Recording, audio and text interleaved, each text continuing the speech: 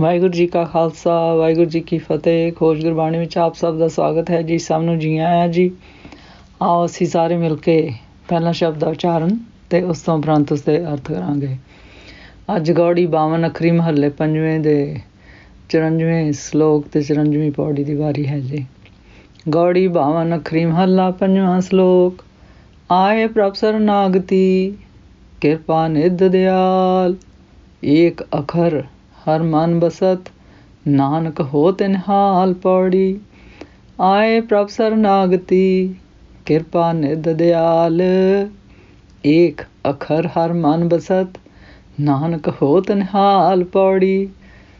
ਅੱਖਰ ਮੇ ਤ੍ਰਿਵਣ ਪ੍ਰਭ ਤਾਰੇ, ਅੱਖਰ ਕਰ ਕਰ ਬੇਦ ਵਿਚਾਰੇ, ਅੱਖਰ ਸ਼ਾਸਤਰ ਸਿਮਰਤ ਪੁਰਾਨਾ, ਅੱਖਰ ਨਾਦ ਕਥਨ ਬਿਖਾਨਾ, ਅੱਖਰ ਮੁਕਤ ਜੁਗਤ ਹੈ ਪਰਮਾ, ਅੱਖਰ ਕਰਮ ਕੀਰਤ ਸੁਚ ਧਰਮਾ। ਦ੍ਰਿਸ਼ਟਮਾਨ ਅੱਖਰ ਹੈ ਜੇਤਾ, ਨਾਨਕ ਪਾਰ ਬ੍ਰਹਮ ਨਿਰਲੇਪਾ। ਦ੍ਰਿਸ਼ਟਮਾਨ ਅੱਖਰ ਹੈ ਜੇਤਾ, ਨਾਨਕ ਪਾਰ ਬ੍ਰਹਮ ਨਿਰਲੇਪਾ। ਇਸ ਸ਼ਬਦ ਵਿੱਚ ਗੁਰੂ ਜੀ ਕਹਿੰਦੇ ਹਨ, ਆਏ ਪ੍ਰਭ ਸਰਨਾਗਤੀ ਕਿਰਪਾ ਨਿਧ ਦਿਆਲ, ਏਕ ਅਖਰ ਹਰ ਮਨ ਬਸਤ ਨਾਨਕ ਹੋਤ ਨਿਹਾਲ। ਇਸ ਸ਼ਬਦ ਗੁਰੂ ਜੀ ਕਹਿੰਦੇ ਹਨ ਕਿ ਹੇ ਕਿਰਪਾ ਨਿਧ ਦਿਆਲ ਪਰਮੇਸ਼ਰ, ਅਸੀਂ ਗੁਰਸ਼ਬਦ ਗੁਰਬਾਣੀ ਨਾਮ ਧਾਰ ਕੇ ਆਪਣੇ ਮਾਇਆਵੀ ਬੰਧਨਾਂ ਤੋਂ ਮੁਕਤ ਹੋ ਕੇ ਤੁਹਾਡੀ ਸ਼ਰਨ ਵਿੱਚ ਆਏ ਹਾਂ ਜੀ। ਫਿਰ ਗੁਰੂ ਜੀ ਕਹਿੰਦੇ ਹਨ, ਹੇ ਪਰਮੇਸ਼ਰ, ਗੁਰਸ਼ਬਦ ਗੁਰਬਾਣੀ ਨਾਮ ਦਾ ਇੱਕ ਅੱਖਰ ਭਾਵ ਗੁਰਸ਼ਬਦ ਗੁਰਬਾਣੀ ਨਾਮ ਦੇ ਅੱਖਰ ਸਾਡੇ ਮਨ ਵਿੱਚ ਵਸਾ ਦਿਓ ਜੀ। ਭਾਵ ਜਿਸ ਦੇ ਮਨ ਵਿੱਚ ਗੁਰਸ਼ਬਦ ਗੁਰਬਾਣੀ ਇੱਕ ਅੱਖਰ ਗੁਰਸ਼ਬਦ ਗੁਰਬਾਣੀ ਨਾਮ ਵਸ ਜਾਵੇ ਜੀ, ਉਹ ਗੁਰਮੁਖ ਨਿਹਾਲ ਹੋ ਜਾਂਦੇ ਹਨ ਜੀ, ਭਾਵ ਆਨੰਦਮਈ ਹੋ ਜਾਂਦੇ ਹਨ ਜੀ। ਫਿਰ ਗੁਰੂ ਜੀ ਕਹਿੰਦੇ ਹਨ, ਅੱਖਰ ਮੇ ਤ੍ਰਿਵਣ ਪ੍ਰਭ ਤਾਰੇ, ਅੱਖਰ ਕਰ ਕਰ ਬੇਦ ਵਿਚਾਰੇ। ਭਾਵ ਇਹ ਸਾਰੇ ਗੁਰਬਾਣੀ ਤ੍ਰਿਵਣ ਭਾਵ ਤਿੰਨ ਲੋਕਾਂ ਵਿੱਚ ਅਤੇ ਬੇਦ ਵਿਚਾਰੇ, ਇਸ ਪਰਮੇਸ਼ਰ ਨੇ ਤ੍ਰਿਵਣਾਂ ਵਾਲੀ ਤਿੰਨ ਲੋਕਾਂ ਵਾਲੀ ਭਾਵ ਸਾਰੀ ਸ੍ਰਿਸ਼ਟੀ ਬਣਾਈ ਹੋਈ ਹੈ ਜੀ। ਫਿਰ ਗੁਰੂ ਜੀ ਕਹਿੰਦੇ ਹਨ, ਉਸ ਪਰਮੇਸ਼ਰ ਦੇ ਗੁਰਸ਼ਬਦ ਗੁਰਬਾਣੀ ਨਾਮ ਦੇ ਅੱਖਰਾਂ ਰਾਹੀਂ ਬਿਆਨ ਹੁੰਦੀ ਹੈ ਜੀ।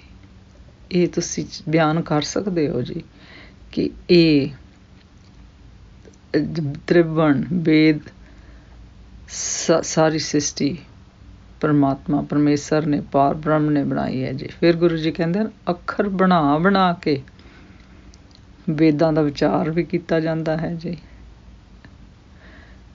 ਭਾਵ ਕਿ ਅੱਖਰਾਂ ਰਾਹੀਂ ਹੀ ਅਸੀਂ ਗਿਆਨ ਹਾਸਲ ਕਰਾਂਗੇ ਨਾ ਜੀ, ਉਸ ਤਰ੍ਹਾਂ ਹੀ ਗੁਰਸ਼ਬਦ ਗੁਰਬਾਣੀ ਨਾਮ ਦਾ ਵਿਚਾਰ ਕਰਾਂਗੇ ਜੀ।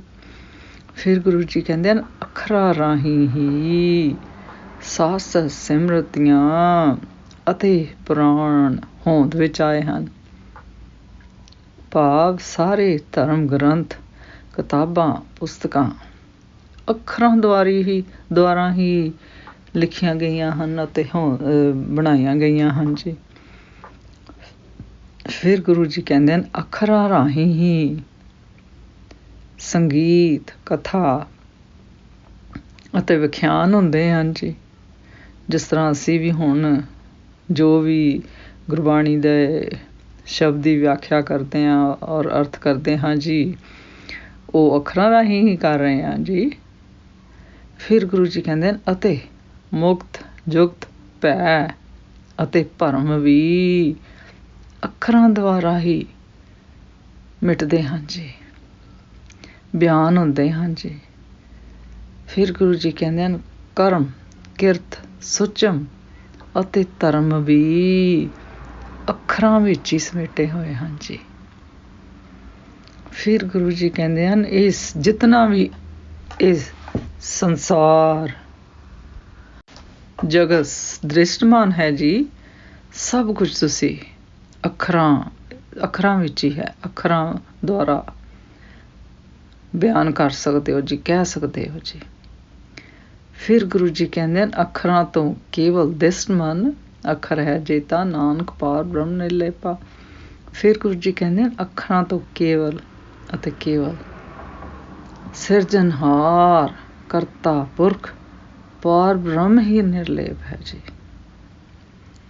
ਭਾਵ ਉਸ ਪਾਰ ਬ੍ਰਹਮ ਪਰਮੇਸ਼ਰ ਨੂੰ, ਜਿਸ ਨੇ ਇਹ ਸਾਰਾ ਸੰਸਾਰ, ਸਾਨੂੰ, ਤੁਹਾਨੂੰ, ਸਭ ਜੀਵ ਬਣਾਏ ਹਨ ਜੀ, ਸਾਜੇ ਹਨ ਜੀ, ਉਸ ਪਰਮੇਸ਼ਰ ਨੂੰ ਤੁਸੀਂ ਅੱਖਰਾਂ ਦੁਆਰਾ ਜਾਂ ਕਿਸੇ ਵੀ ਚੀਜ਼ ਦੁਆਰਾ ਬਿਆਨ ਨਹੀਂ ਕਰ ਸਕਦੇ ਜੀ।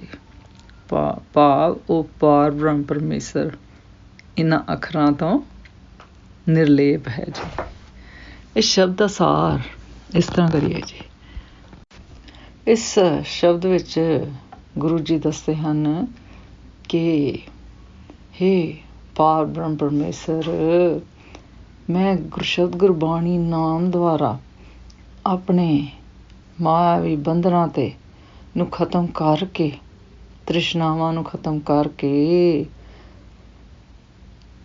ਤੁਹਾਡੇ ਅੱਗੇ ਅਰਦਾਸ ਤੇ ਬੇਨਤੀ ਕਰਦਾ ਹਾਂ ਜੀ ਕਿ ਮੇਰੇ ਉੱਤੇ ਆਪਣੀ ਦਇਆ ਤੇ ਮਿਹਰ, ਹੀ ਕਿਰਪਾ ਦੇ ਖਜ਼ਾਨੇ, ਮੇਰੇ ਤੇ ਆਪਣੀ ਮਿਹਰ ਕਰੋ ਜੀ, ਕਿ ਮੈਂ ਤੁਹਾਡੀ ਸ਼ਰਨ ਆ ਗਿਆ ਹਾਂ ਜੀ।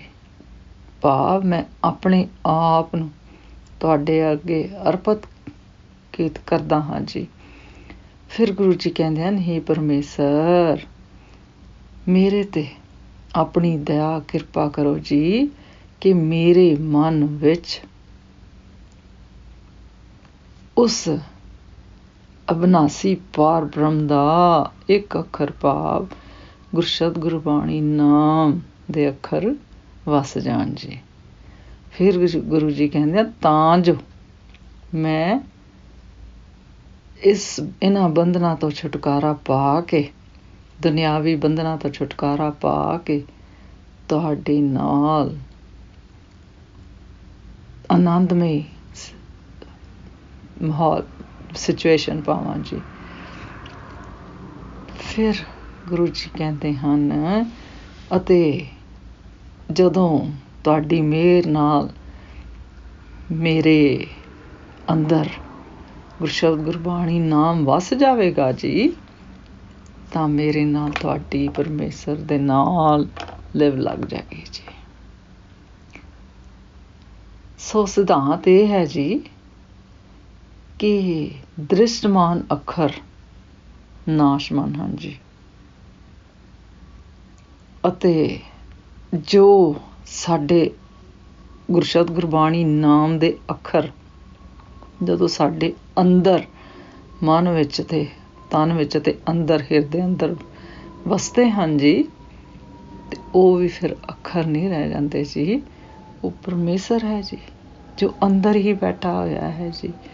ਉਹ ਤੇ ਜਿਸ ਤਰ੍ਹਾਂ ਕਹਿੰਦੇ ਹਾਂ ਨਾ ਅਸੀਂ, ਇੰਟਰੋਡਕਸ਼ਨ ਹੋਣੀ ਹੈ ਗੁਰਸ਼ਬਦ ਗੁਰਬਾਣੀ ਨਾਮ ਦੁਆਰਾ, ਸਾਡੀ ਉਸ ਨਾਲ ਇੰਟਰੋਡਕਸ਼ਨ ਹੀ ਹੋਣੀ ਹੈ ਜੀ। ਉਹ ਕਿਸ ਤਰ੍ਹਾਂ ਹੋਣੀ ਹੈ ਜੀ? ਪਹਿਲਾਂ ਗੁਰਸ਼ਬਦ ਗੁਰਬਾਣੀ ਨਾਮ ਧਾਰ ਕੇ, ਆਪਣੇ ਵਿਕਾਰ ਖਤਮ ਕਰਕੇ, ਫਿਰ ਪਰਮੇਸ਼ਰ ਅੱਗੇ, ਪਾਰ ਬ੍ਰਹਮ ਅੱਗੇ ਅਰਦਾਸ ਕਰਨੀ ਹੈ ਕਿ ਸਾਨੂੰ ਗੁਰਸ਼ਬਦ ਗੁਰਬਾਣੀ ਨਾਮ ਦੇ ਅੱਖਰਾਂ ਦੁਆਰਾ ਆਪਣੇ ਨਾਲ ਮੇਲ ਲਵੇ ਜੀ। ਫਿਰ ਗੁਰੂ ਜੀ ਕਹਿੰਦੇ ਹਨ, ਇਹ ਦ੍ਰਿਸ਼ਟਮਾਨ ਅੱਖਰ ਨਾਸ਼ਮਾਨ ਹਨ ਜੀ। ਫਿਰ ਗੁਰੂ ਜੀ ਕਹਿੰਦੇ, ਅਤੇ ਪਾਰ ਬ੍ਰਹਮ ਪਰਮੇਸ਼ਰ ਜੀ ਇਹਨਾਂ ਅੱਖਰਾਂ ਦੇ ਪ੍ਰਭਾਵ ਤੋਂ ਨਿਰਲੇਪ ਹਨ ਜੀ। ਜਿਸ ਤਰ੍ਹਾਂ ਇਸ ਸ਼ਬਦ ਦੀਆਂ ਇਹਨਾਂ ਪੰਕਤੀਆਂ 'ਚ ਗੁਰੂ ਜੀ ਕਹਿੰਦੇ ਹਨ, ਦ੍ਰਿਸ਼ਟਮਾਨ ਅੱਖਰ ਹੈ ਜੇਤਾ, ਨਾਨਕ ਪਾਰ ਬ੍ਰਹਮ ਨਿਰਲੇਪਾ। ਦ੍ਰਿਸ਼ਟਮਾਨ ਅੱਖਰ ਹੈ ਜੇਤਾ, ਨਾਨਕ ਪਾਰ ਬ੍ਰਹਮ ਨਿਰਲੇਪਾ। ਅੱਜ ਦਾ ਵਿਚਾਰ ਕਰਦੇ ਹਾਂ ਮੇਰੇ ਕੋਲੋਂ ਨੀਕਾਂ ਭੁੰਨਾਂ ਹੋਈਆਂ ਹੋਣਗੀਆਂ, ਉਸ ਵਾਸਤੇ ਮੈਂ ਖਿਮਾ ਦੀ ਜਾਚ ਖਾਂ ਜੀ। ਵਾਹਿਗੁਰੂ ਜੀ ਕਾ ਖਾਲਸਾ, ਵਾਹਿਗੁਰੂ ਜੀ ਕੀ ਫਤਿਹ।